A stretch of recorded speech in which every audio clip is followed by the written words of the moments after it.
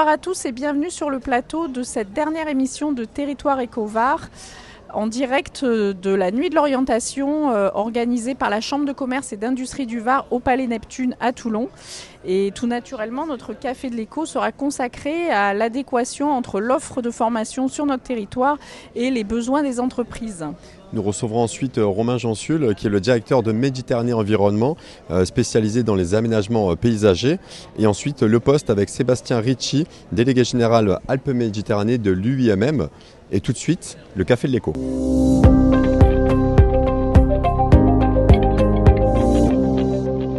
Et donc, pour ce Café de l'éco consacré à l'adéquation entre l'offre de formation sur notre territoire et les besoins des entreprises, nous recevons ce soir Angélique Ricordel-Papin, directrice de France Travail dans le Var. Bonsoir.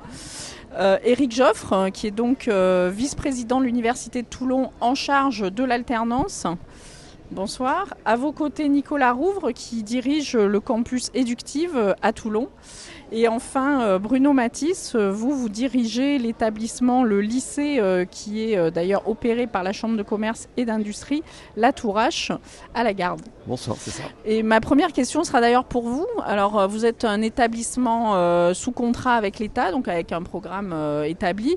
Et pourtant, vous me disiez, vous essayez d'être à l'écoute des besoins du territoire et des besoins des entreprises. Alors, comment vous parvenez à faire finalement cette adéquation, cette adaptation à leurs besoins?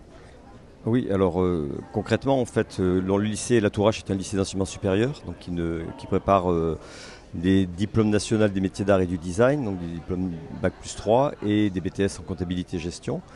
Et même si le programme est un programme avec référentiel ministériel national, notamment sur le DNMAD, on a pu, quand on a refondu les diplômes, adapter l'offre en essayant de créer justement des parcours qui étaient des parcours assez proches des besoins du territoire. Par exemple, ça peut être... Par exemple, donc, on a essayé d'adapter notamment sur le design d'espace, qui est une dimension assez importante sur le territoire. Également, après sur le design graphique, sur le design d'objets, on a essayé de trouver, également dans les partenariats qu'on peut nouer avec les entreprises du Var, des partenariats qu'on a pu nouer avec le RCT par exemple, en design d'espace sur une réflexion globale sur l'aménagement de son restaurant quand le bâtiment a été reconstruit il y a 2 ans. Des partenariats avec des entreprises innovantes, des entreprises assez dynamiques dans le Var, comme Natif par exemple aussi, ou Lovely Toilette, qui a été nominé je crois sur les trophées Ecovar. Oui, tout à fait. Donc on essaie comme ça d'avoir, au-delà du programme, on essaie de faire entrer l'entreprise dans les cursus, à travers des workshops, à travers des projets. Des stages aussi, des stages aussi, bien sûr, évidemment. Les étudiants ont des stages de 3 mois, 4 mois, dans lesquels ils peuvent justement s'insérer dans la vie professionnelle et se rendre compte. Et donc il y a un va-et-vient entre l'entreprise et l'école pour que justement à la fois l'entreprise ait conscience de ce qu'on peut apporter et que les stagiaires se rendent compte que la vie de l'entreprise est une dimension importante de leur diplôme. Et vous, Éric Joffre, à l'Université de Toulon, comment l'enseignement supérieur coopère avec les entreprises ? Alors l'Université de Toulon, université dite de territoire, petite université de 10 500 étudiants, effectivement on a une certaine agilité qui nous permet effectivement d'être tourné vers les entreprises. Alors c'est un souhait politique que d'avoir cette proximité, de s'ouvrir peut-être aujourd'hui davantage qu'hier. Mais ça se traduit aussi dans nos enseignements, c'est-à-dire que nos diplômes, notamment les niveaux licence aujourd'hui, sont tous tournés vers l'approche par compétences. C'est-à-dire que les enseignements sont déployés, mais on fait appel à des interventions de professionnels également. On déploie ce qu'on appelle des scénarios authentiques. Alors dans notre langage, c'est des situations d'apprentissage et d'évaluation où les étudiants sont effectivement formés à répondre à des situations qu'on pourrait retrouver dans le milieu professionnel. Donc ça, c'est très riche et ça leur permet d'acquérir des compétences précieuses. Et les entreprises répondent volontiers, facilement à vos invitations, justement. Je crois qu'elles sont toutes à y gagner, puisque les entreprises vont ainsi pouvoir transmettre des éléments importants et peut-être pouvoir effectivement percevoir des collaborateurs futurs qui les rejoindront peut-être. Donc il il y a un jeu qui s'opère et tout le monde est gagnant. Et par exemple, quelles formations ont été créées pour coller à la demande des entreprises ? Alors, on a des formations dites de niche qui répondent à des besoins très particuliers. Alors, on est à Toulon ici, donc la base navale est très proche. Donc, nous avons une formation de licence pro en maintenance navale qui permet donc de former des jeunes à ces métiers qui sont les métiers de la maintenance, du maintien en condition opérationnelle au niveau des navires de la Marine nationale ou du yachting, puisque sur le bassin, effectivement, il y a aussi des chantiers d'entretien de grande plaisance. Et vous, Nicolas Rouvre, Eductive Toulon, comment vous créez vos formations pour être toujours au plus proche de la demande des entreprises ? Alors nous sommes déjà un acteur d'envergure nationale, puisque nous sommes troisième sur la formation en France et surtout un précurseur dans le domaine de l'alternance. Nous avons sur le campus 9 écoles et toutes ces écoles sont pilotées avec comité pédagogique, comité sectoriel, etc. Donc il y a un certain nombre de temps forts en lesquels les entreprises vont être incluses et vont pouvoir apporter leurs besoins. Au-delà de ça, on a aussi une certaine agilité à travers toutes ces écoles puisqu'on a une offre de formation qui est très large. Et à travers nos 300 entreprises partenaires, on est en capacité effectivement de répondre assez rapidement aux besoins. Par exemple, là, nous avons ouvert l'an dernier une école dédiée au nouveau mode de communication audiovisuel qui est le CITV, par exemple. Voilà, donc on a cette capacité également à répondre rapidement aux différents besoins qui se présentent. Angélique Ricordel-Papin, donc France Travail est un peu au cœur de ce carrefour qu'on vient de décrire, puisque vous connaissez très bien les besoins des entreprises. Comment on peut faire remonter justement les tensions sur certains métiers, les formations qui parfois ne sont pas totalement en adéquation avec les attentes ? Alors, France Travail, bien sûr, est partenaire des entreprises et de l'écosystème formatif sur le territoire. Tout d'abord, il y a quand même 3 enjeux qui se visent derrière cet effort formatif. Le premier, c'est de réduire les écarts entre les compétences qui sont recherchées par les entreprises et les compétences que possèdent les demandeurs d'emploi et qui souhaitent, pour ceux qui souhaitent se positionner sur le marché du travail, on a besoin de fluidifier entre l'offre et la demande d'emploi. Et la montée en compétences fait partie d'un des leviers que nous utilisons. Ensuite, nous avons un enjeu d'attractivité. Qui dit l'attractivité, ça veut dire qu'il y a des métiers qui sont complètement pénuriques en termes de candidats. Et pour permettre à ces filières d'avancer, de trouver les talents dont elles ont besoin, on a besoin de faire connaître ces métiers. Donc avant même tout effort de formation, il y a besoin aussi de sourcer des candidats. Et ces candidats-là seront ensuite proposés pour des immersions professionnelles directement au sein des entreprises. Et pour ceux qui souhaitent aller plus loin, dans ces cas-là, on pourra mobiliser un parcours de formation ad hoc qui leur permettra d'être employables évidemment sur le marché local de l'emploi.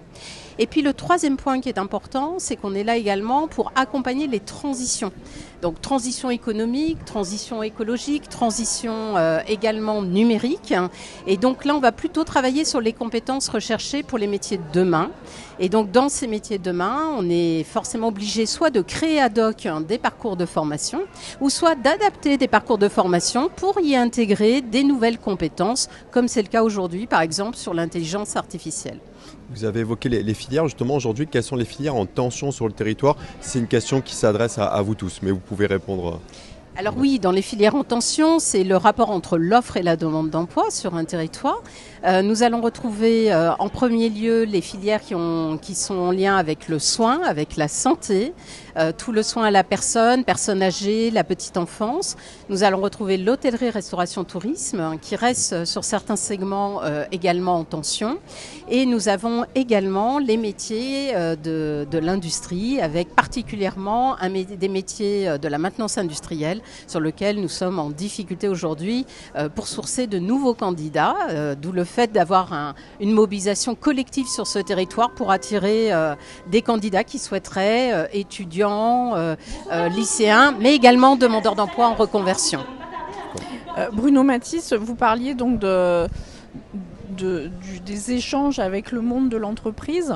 Est-ce que le corps enseignant, vous parliez des élèves, mais est-ce que le corps enseignant, dans ses façons de sa pédagogie, dans le contenu des programmes, parvient à intégrer aussi cette vie de l'entreprise, leurs besoins?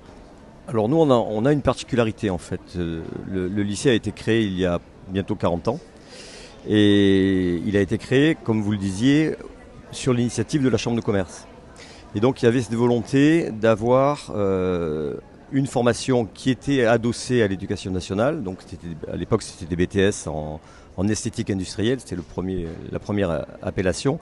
Et ces BTS, au-delà du parcours officiel, a été monté par des enseignants qui venaient du milieu professionnel. Et donc la caractéristique principale, encore aujourd'hui à 80 ou 85% du corps enseignant, c'est que ce sont des professionnels qui, à un moment donné, ont eu envie de transmettre. Mais au départ, ce sont des professionnels. Donc on a des designers produits, des architectes, des designers d'espace, des experts comptables pour la filière comptable, etc. Oui, donc le rapport à l'entreprise, ce lien se fait naturellement. tout à fait naturellement entre l'entreprise et l'école. Un point sur lequel je voulais peut-être revenir, c'est effectivement, ce que vous disiez, le rapport à la compétence, mettre en adéquation de manière parfaite une formation avec le milieu professionnel, c'est sûr que c'est important. Et peut-être encore plus dans les filières qui sont les filières en alternance. Nous, on est en formation initiale, on a cette chance dans la formation initiale d'avoir des programmes qui sont des programmes d'éducation nationale et qui... Alors je ne vais pas dire qu'ils sont déconnectés de la compétence métier immédiatement, on les forme à des métiers, on les forme à design graphique, à la motion design, etc., etc. Mais je pense qu'il y a une donnée qui est hyper importante, c'est que ce n'est pas que des exécutants qui vont avoir une tâche à faire, c'est créer aussi des gens qui savent réfléchir, qui ont une distance critique, qui ont un regard qui est un regard distancié et un regard qui peut avoir éventuellement une valeur par rapport à leur métier et par rapport aussi, ce que vous disiez sur l'IA tout à l'heure, c'est-à-dire qu'on ne sait pas ce qui se passera demain. C'est-à-dire qu'on ne sait pas du tout, les métiers qu'on enseigne aujourd'hui sur le design, etc., sont des métiers qui vont être totalement modifiés, mais ce n'est pas les seuls. Hein. On peut parler des métiers dans les langues, par exemple, pour les traducteurs, etc. Ce qui se passe aujourd'hui avec Harlequin, etc., avec la suppression des traducteurs. Donc on ne sait pas du tout comment les métiers vont évoluer. Et donc il faut évidemment les sensibiliser à tout ça, les sensibiliser à l'IA, les sensibiliser, mais aussi leur donner cette compétence qui est plus une compétence, on pourrait dire de soft skills, une compétence plutôt d'attitude, de savoir-être, et une compétence qui leur permettra d'avoir la possibilité d'être agile, c'est-à-dire d'être capable de rebondir, et même s'ils n'ont pas été formés complètement pour un métier, mais qu'ils ont eu la formation d'esprit pour être capables de s'adapter, passer aussi éventuellement dans leur carrière peut-être à 1, 2, 3, 4 métiers différents. On le voit très bien nous avec nos étudiants, parce que nos étudiants quand ils sortent, souvent ils continuent des études, ils ne font pas directement à 60-70%, ils continuent des études. Et certains vont aller dans la filière, ils savent ce qu'ils vont faire dès le départ, ils vont dans la filière, ils continuent. Il y en a qui basculent complètement sur d'autres filières. Mais on a, entre guillemets, la prétention, en tout cas on se dit qu'on les a formés à avoir cette agilité pour pouvoir continuer dans d'autres secteurs. Ça, je pense que c'est très important parce qu'on a trop tendance aujourd'hui à dire il faut vite que tu sois immédiatement employable. Ok, c'est important, mais sur le long terme, on ne sait pas ce que ça va donner. Ouais. Voilà. J'imagine qu'au sein de l'université, vous parliez de révolution tout à l'heure, faire entrer justement le monde professionnel dans un lieu qui était dédié initialement vraiment à l'enseignement de connaissances. Comment vous réussissez l'osmose entre les deux, à avoir des enseignants aussi parfois professionnels, comme c'est le cas dans le lycée? C'est une absolue nécessité aujourd'hui. Il y a eu vraiment un changement. L'université est une université ouverte qui accueille les gens de l'entreprise et des institutions, des collectivités pour avancer. Ce qu'il faut bien comprendre, c'est que l'offre de formation de l'Université de Toulon, elle n'est pas figée. Nous, on fonctionne par accréditation, c'est le mot qu'on emploie. L'offre de formation est décidée pour 5 ans. C'est-à-dire que nous avons mis en œuvre l'offre de formation en 2024 et nous pensons déjà à l'offre de formation en 2029 en essayant de percevoir, comme le disaient nos collègues, les évolutions des métiers pour savoir comment nos formations vont être adaptées à nouveau aux besoins naissants ou aux besoins d'évolution dans les entreprises. Donc cet échange avec les entreprises, il est aujourd'hui très présent et c'est absolument nécessaire pour que nos jeunes soient formés au mieux aux besoins réels des entreprises. Tout simplement. Donc l'Université de Toulon aujourd'hui a cette capacité de réaction pour répondre au marché. Voilà, on tente de l'avoir. Hein. Non, on est vraiment à l'écoute. On échange avec nos partenaires, entreprises, collectivités, institutions pour percevoir au mieux. Et on a des équipes pédagogiques qui sont pleinement impliquées dans ce sens-là. Alors, on a parlé un petit peu d'alternance tout à l'heure. Oui. Nous, l'alternance, c'est quelque chose qu'on déploie aussi fortement à l'université. C'est vraiment un axe stratégique qu'on a décidé de déployer. Aujourd'hui, l'Université de Toulon, c'est 900 alternants. Aujourd'hui, on a une ambition de monter jusqu'à 1000, ce qui ferait à peu près 10% de nos effectifs. L'alternance, c'est aussi quelque chose qui mobilise nos équipes et qui implique nos équipes à cette relation avec l'entreprise. Donc, il y a vraiment eu quelque chose qui s'est mis en place petit à petit, mais qui aujourd'hui arrive à quelque chose d'assez efficace. Puisque là, on est sur la nuit de l'orientation où il y a pas mal de jeunes qui vont passer ce soir. L'alternance, ils en sont demandeurs aussi. Nicolas Rouvre, vous l'avez dit, là vous venez d'ouvrir encore une nouvelle formation consacrée à l'audiovisuel. Vous ne peinez pas à trouver des élèves pour vos formations qui sont demandeurs de ce modèle-là, de l'alternance ? Alors, l'alternance est vraiment aujourd'hui une opportunité pour un jeune. C'est à la fois la capacité, la possibilité de suivre une formation qui va être diplômante ou certifiante selon la formation qui est suivie, Bac +2, +3, +5. Et ça va être aussi l'occasion pour l'étudiant d'avoir cette immersion en entreprise, de passer un temps très important en entreprise, travailler sur des vrais projets avec un tuteur qui va être en charge de son suivi. Il y a un salaire derrière également, donc il y a vraiment un gain, un bénéfice très important pour l'étudiant, pour le jeune qui aujourd'hui souhaite suivre sa formation en apprentissage. Être apprenti, c'est suivre des cours, c'est acquérir des compétences, comme ça a été dit auparavant.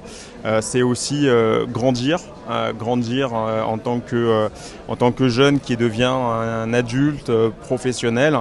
Et à la fois sur le campus, mais aussi en entreprise, il y a tout cet accompagnement pour que un lycéen, un bachelier devienne un professionnel, accompli et bien en fait dans sa filière et dans ses choix. Angélique Ricordel-Papin, finalement, le must, ça serait une formation qui serait complétée par quelque chose de presque sur mesure. Je crois que vous le faites parfois pour certaines entreprises. Jusqu'à aller chercher dans le recrutement, vous le disiez tout à l'heure, des candidats qui vont avoir l'opportunité de tester un petit peu leurs compétences par rapport à l'entreprise. Aujourd'hui, on se dirige vers ça, vers un peu du sur-mesure. Alors oui, tout à fait. Je pense que dans la stratégie de formation, ce qu'il faut retenir aujourd'hui, c'est qu'on forme pour être recruté. Donc l'engagement qui est pris au niveau de France Travail, c'est environ 6 à 7 000 demandeurs d'emploi qui sont formés chaque année. Eh bien, un tiers de ces publics sur l'année 2025 aura été formé directement dans l'entreprise, de façon à adapter le contenu de la formation directement aux besoins de l'entreprise, au profil du futur salarié et être sur l'adéquation la plus juste possible en termes d'activité qu'aura à réaliser le salarié dans le cadre de sa mission et de son propre développement de compétences pour qu'il puisse justement interagir d'abord sur ses activités, évidemment, on va dire à titre professionnel, mais c'est aussi s'intégrer dans une entreprise. Vous avez parlé de soft skills, c'est essentiel. C'est donner aussi ce bagage-là pour permettre aux salariés d'être dans le bon rebond demain au niveau de l'entreprise. Alors, pour pouvoir s'adapter aux besoins des entreprises, ça demande quand même d'écouter ce besoin-là et de le questionner. Aujourd'hui, dans le département du Var, nous avons mis en place des communautés d'expression des besoins des entreprises, qu'on appelle des CEBEL. On les co-organise France Travail, Conseil régional, et nous nous déplaçons sur les territoires pour aller à la rencontre à la fois des entreprises, des branches professionnelles, mais également des acteurs de la formation et des acteurs de l'emploi. Et ensemble, on analyse quelle est l'offre de de formation du territoire. Est-ce que cette offre de formation, elle est localisée au bon endroit au regard des besoins des entreprises et également de l'accessibilité pour les demandeurs d'emploi? Et ensuite, ça nous permet, s'il y a des carences en termes d'offres de formation, de regarder comment on peut l'adapter. Et lorsqu'il n'y a pas la possibilité de l'adapter, c'est-à-dire d'avoir un centre de formation, soit qui se déplace sur une localité, notamment je pense au milieu plus rural, que dans le cadre du Var, dans ces cas-là, on fait une proposition d'adaptation directement dans l'entreprise, de façon à ce que le cursus de formation soit au plus près à la fois de la demande et de l'offre d'emploi. Merci à tous les quatre. Et tout de suite, l'entreprise du mois.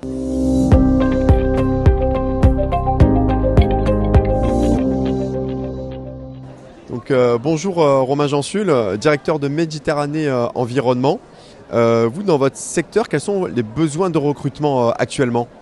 Alors, bonjour, donc, nous Méditerranée Environnement, donc entreprise d'aménagement paysager et de construction de terrains de sport sur le bassin méditerranéen.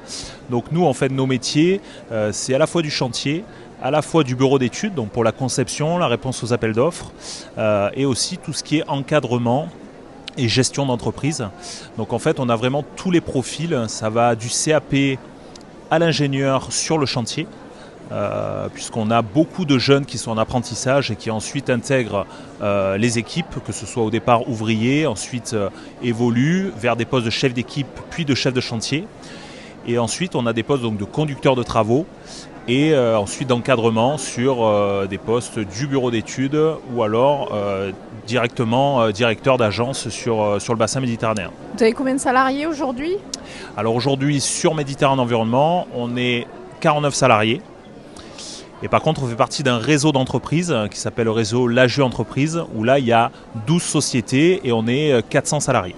Est-ce que vous avez des prévisions d'embauche pour 2026 ? Alors, on a des prévisions d'embauche puisqu'en fait, on ne ferme jamais nos possibilités d'embauche. On est toujours à la recherche, que ce soit sur des postes de chef de chantier, spécialisés à la fois en espace vert ou en terrain de sport. On cherche aussi dans le développement donc, du réseau, que ce soit des conducteurs travaux, des chargés d'études, pour la réponse aux appels d'offres justement.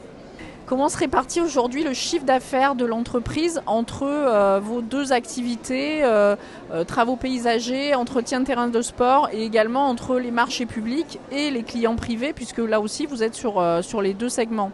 Alors notre activité donc, dépend en fait de la réussite quand on répond aux appels d'offres, puisque aujourd'hui 90% de nos marchés sont passés avec les collectivités. Donc on a 90% du chiffre d'affaires qui est réalisé via les appels d'offres que lancent que ce soit les agglomérations, les collectivités. Cette année, donc en 2025, on a fait 25 millions de chiffre d'affaires, répartis plutôt sur une activité très sport cette année, puisqu'on est sur une année préélectorale et généralement c'est là où sortent les grands projets structurants. Donc on a réalisé beaucoup de terrains de sport, donc ça représente 75% de notre chiffre d'affaires cette année est réalisé sur la construction de sols sportifs et 25% sur la construction d'aménagements paysagers tels que des parcs ou des jardins. La pelouse synthétique, c'est une révolution dans votre filière, ou est-ce que ça reste un marché de niche aujourd'hui ? Alors depuis maintenant une vingtaine d'années, le synthétique a pris une part très importante dans la construction des terrains de sport. Alors pourquoi ? Parce que sur un gazon synthétique, il n'y a pas de temps limite d'utilisation. Et aujourd'hui, par rapport à la pression foncière qu'on peut avoir notamment sur notre région, les communes sont dotées d'un voire deux terrains maximum. Et donc, quand vous avez les scolaires, les associations, les clubs qui souhaitent utiliser un terrain de sport, c'est difficile de pouvoir de faire entrer tout le monde et toutes les demandes sur un ou deux terrains. Et en fait, la difficulté qu'on va avoir sur des terrains en gazon naturel, au-delà de l'aspect entretien et consommation d'eau, qui est aussi aujourd'hui un facteur qui fait qu'on se tourne plutôt vers les gazons synthétiques, c'est que sur un gazon naturel, on a 8 heures d'utilisation par semaine, si on veut préserver un bon gazon naturel, alors que sur un synthétique, on n'a pas de limite. Vous venez de sortir un nouveau gazon synthétique. Quelle est sa particularité avec votre partenaire, je crois ? C'est ça. Alors, depuis cette année, on a sorti avec notre partenaire Eurofield, donc, qui est un fabricant français qui fabrique nos gazons synthétiques qu'on propose à nos clients. On a sorti un nouveau gazon synthétique qui est sans remplissage. Alors, ça parle peut-être pas à tout le monde, mais on a tous vu quand on rentre des terrains ou des entraînements, on a tous vu ces petites billes noires qu'on retrouve dans les chaussures qui petit à petit sont remplacées par des remplissages dits naturels. On avait fait des terrains en noyau d'olive, en remplissage en liège. Et là, dès cette année, donc, on sort un nouveau type de gazon synthétique où on n'a plus du tout de remplissage. Donc, ce qui va vraiment limiter l'entretien par les communes et surtout l'impact que peut avoir la météo, puisqu'on le voit avec les fortes précipitations qu'on peut avoir en fin d'été, notamment on l'a vu sur Toulon, quand il est tombé presque l'équivalent d'un mois et demi de pluie sur 2 heures de temps. Ça a tendance à faire bouger les remplissages. Et donc les terrains perdent en qualité sportive. Et donc là, avec ce nouveau gazon, on répond aussi à ces problématiques climatiques. Et où est-ce qu'on va pouvoir découvrir donc, cette évolution de gazon synthétique ? Alors le premier terrain du Var vient d'être installé à La Valette. Donc c'est le stade second qui vient d'être équipé. Donc on a changé le gazon synthétique et on l'a remplacé par ce nouveau synthétique dernière génération. Vous avez parlé de projets d'envergure tout à l'heure. On vous connaît notamment pour le parc Méditerranée à Sifour. Est-ce que vous avez de nouveaux projets qui vont marquer l'histoire de votre entreprise ? Alors, on est en train de construire un nouveau parc en face de l'île de Bendor, qui est le parc de Ferrari, donc qui petit à petit va s'étendre sur l'ancien stade. D'ailleurs, on est en train de construire le nouveau stade de Bandol à la sortie d'autoroute. Et on intervient aussi sur l'île de Bendor, puisqu'on est en train de refaire tout l'aménagement paysager des futurs hôtels qui seront sur l'île. Donc avec une livraison prévue fin mars. Donc par rapport au site qui est assez exceptionnel, ça reste pour nous un chantier d'envergure. Romain Gensul, merci. Merci à vous. Et tout de suite, le poste.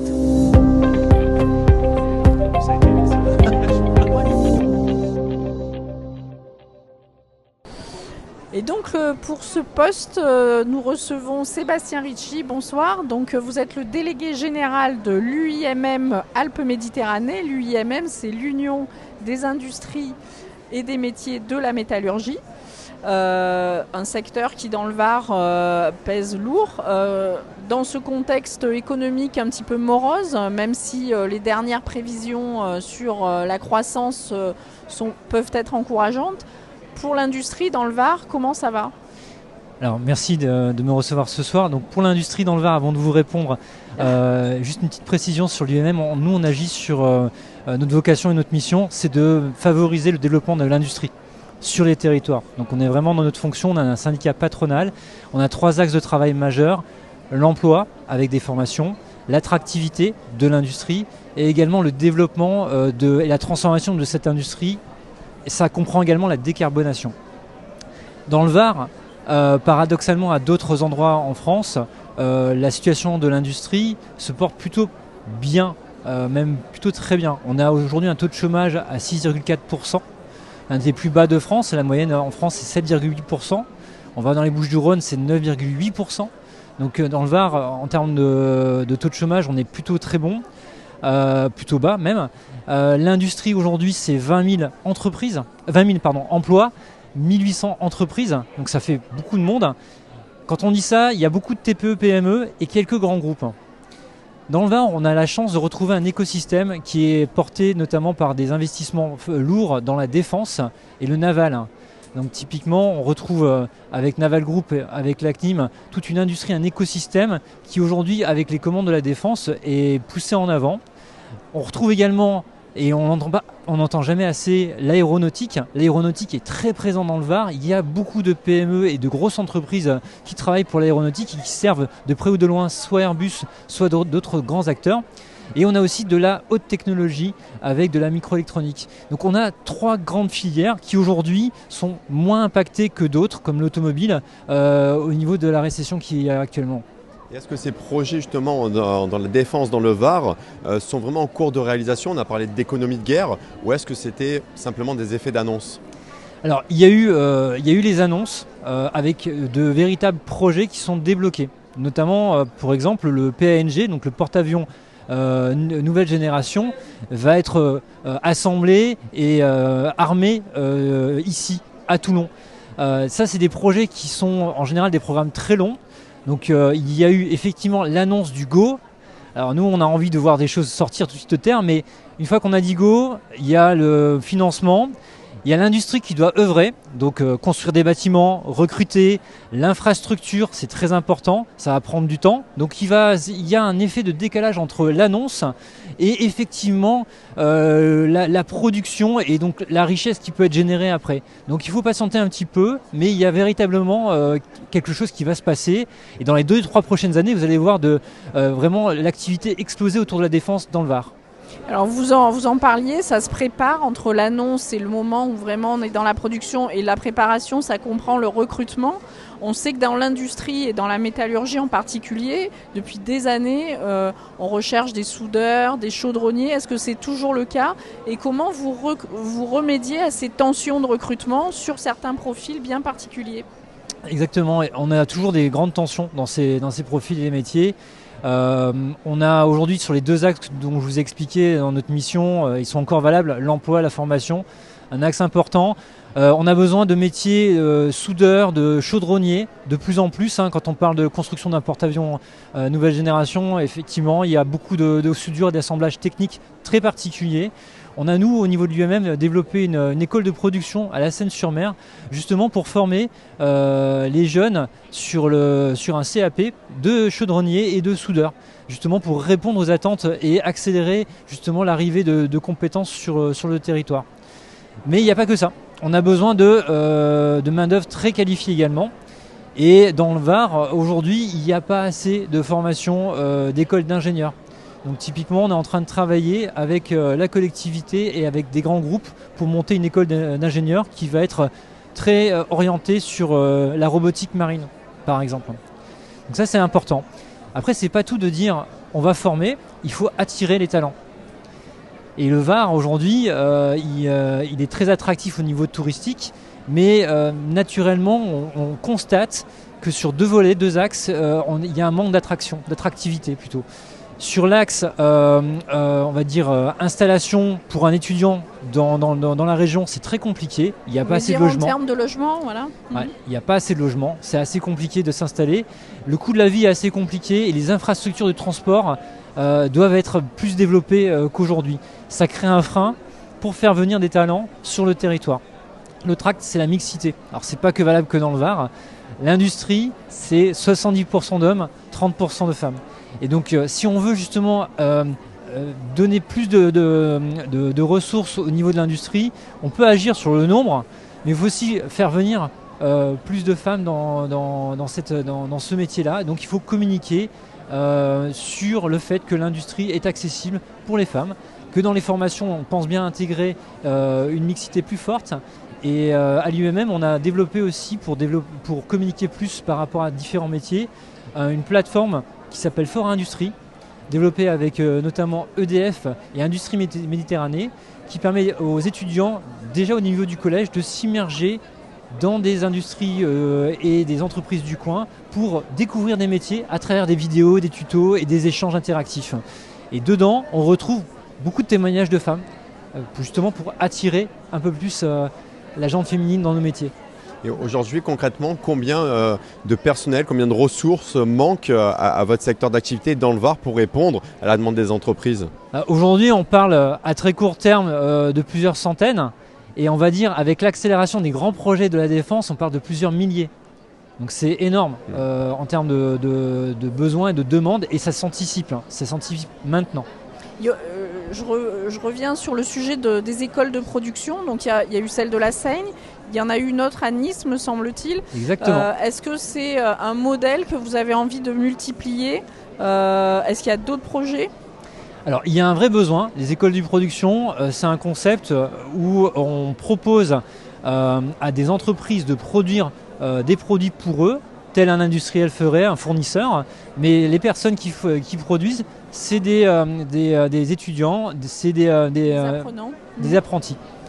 Et ils sont bien évidemment encadrés. Donc c'est un modèle qui est intéressant parce qu'on immerge tout de suite dans la vie professionnelle et ça permet justement de développer de nouveaux talents. C'est un modèle qui est fragile parce qu'il s'alimente des commandes des industriels. Donc il faut que les industriels pensent à passer commande aux écoles de production. Et puis c'est aussi financé par l'UMM et d'autres types d'acteurs au niveau de l'État. C'est des modèles qui doivent être économiquement rentables, qui ont montré leur performance, mais on voit qu'il faut faire attention de développer trop d'écoles de production. On peut arriver à des écoles de production qui ferment parce qu'il n'y a pas assez de demande. Donc il faut parallèlement communiquer plus auprès des entreprises pour qu'ils pensent à la moindre commande de la passer peut-être dans une école de production. Le message est passé. Merci. Merci à toute l'équipe de Territoire Ecovar. Merci Sophie Doncé, merci Guilhem Ricavi, merci Loris Biondi. Vous pouvez retrouver cette émission sur les réseaux sociaux, sur les sites Nice Matin. Et quant à nous, on se retrouve en janvier pour la première mission de Territoire Ecovar.